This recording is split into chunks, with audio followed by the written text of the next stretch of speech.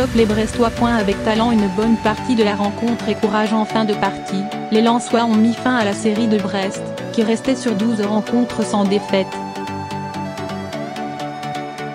Bien entrés dans ce duel au sommet, agressif, les 100 et auront longtemps bousculé des Bretons amorphes dès l'entame.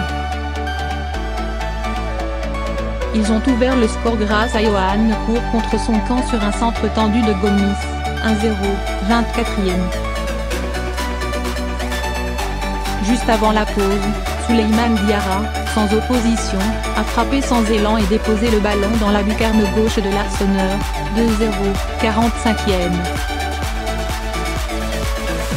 Avec la réduction du score de Gaëtan Charbonnier, 86e, la fin de match fut tendue et parfois électrique, mais Lens n'a pas plié et revient, avec ce premier succès depuis 5 matchs, à 3 points de son adversaire du soir. Mention spéciale au gardien Jean-Louis Leca, auteur d'une parade phénoménale sur une frappe à bout portant d'Anthony Weber, 83e. Tino Kadewere, enfin. Arrivé en Normandie blessé au genou, cet été, en provenance du club suédois de Djurgården, l'attaquant zimbabwéen a trouvé le chemin des filets pour sa première titularisation, sa 4e apparition en Ligue 2. Censé devenir le successeur de Jean-Philippe Mateta, 17 buts la saison dernière en Ligue 2, Kadewere n'est apparu que début novembre dans le groupe havrais. Il a fait preuve de sang-froid en ouvrant le score face à Châteauroux d'une pichenette, après une déviation d'Alexandre Bonnet, 20e. Peut-être le maillon fort qui manquait au Havre, enfin vainqueur grâce à Zinedine Ferrat en toute fin de match, 86e. 3 vainqueurs d'un match fou point 19e à l'issue de la 6e journée, les Troyens auront pris leur temps mais ont visiblement trouvé le rythme de 3e.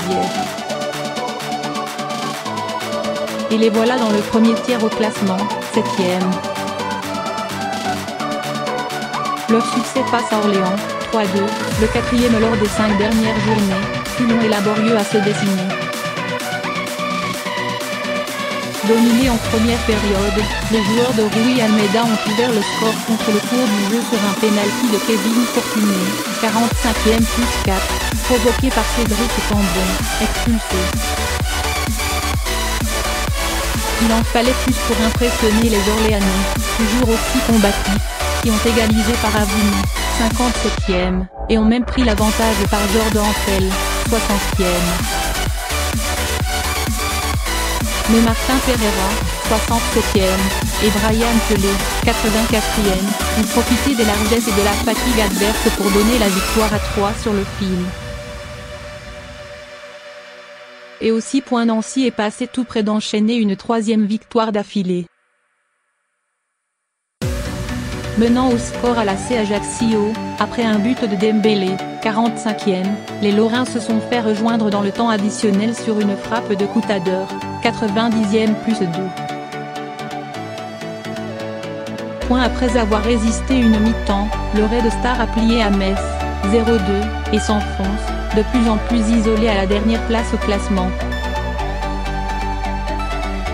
Les Lorrains, encore fébriles, continuent pourtant leur course en tête. Ce fut une histoire de pénalty à Niort. Alors que Saturnen Alagbé a détourné celui du Valenciennois Guézoui, 35e, l'attaquant niortais Donando n'a pas manqué le sien, permettant à son équipe de se replacer au classement, 6e à égalité avec Lorient. Point de retour après 7 matchs de suspension, Julian Palmieri n'a pas su garder ses nerfs et s'est de nouveau fait expulser à Sochaux après une altercation avec l'attaquant du Bisterdin Demirovic, 45e. Le Gazélec Ajaccio s'est incliné pour la 3e fois d'affilée, 2-0.